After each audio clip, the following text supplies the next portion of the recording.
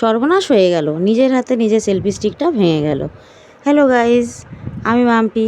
আজকের নতুন আর একটা মিনি ব্লগে তোমাদের সাথে শেয়ার করতে চলে এসেছি। দেখো, ছুটির দিনে বর বাড়িতে এসেছে, তাও শান্তি নেই, বলে ছুটির দিনে বেশি বেশি করে কাজ করাই।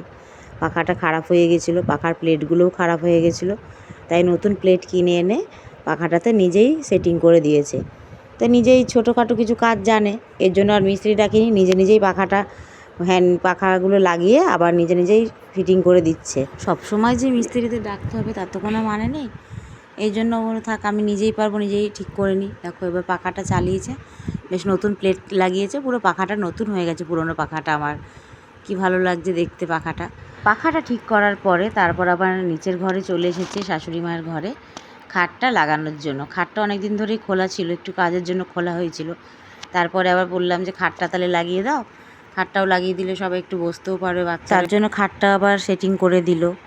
তা আমি অনেক দিন পরে আবার একটুখানি ভয়েস ভিডিও করছি, ভয়েস দিচ্ছি ভিডিওতে। ভাবলাম মিউজিক ভিডিও দিচ্ছি মাঝে মাঝে একটু ভয়েস ভিডিও দিলে নিজের অরিজিনাল ভয়েসে বেশ ভালো হয় ভিডিওর কোয়ালিটিগুলো, এই কারণে সেজন্য আবার ভিডিও দিচ্ছি ভয়েসটা। জানি না কেমন হচ্ছে, তোমরা সবাই বলো কীরকম হচ্ছে। আজকে ছিল দিনটা শনিবার, তাই জন্য আমাদের শনিবারে আমরা নিরামিষ খাই, তাই আমাদের মুগ ডাল আর ভেন্ডির পোস্ত করা হয়েছিল, বেশি কিছু করা হয়নি। টাটা, বাই বাই সকলকে, সবাই ভালো।